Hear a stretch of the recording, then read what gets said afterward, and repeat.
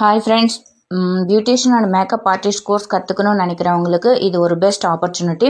இப்போ வெளியெல்லாம் பார்த்தீங்கன்னா பியூட்டிஷியன் அண்ட் மேக்கப் ஆர்டிஸ்ட் ரெண்டுமே சேர்த்து நீங்கள் கம்ப்ளீட்டாக முடிச்சுட்டு வரணும்னா மோர் தென் 1 lakh ரூபாய்க்கு மேலே ஆகும்.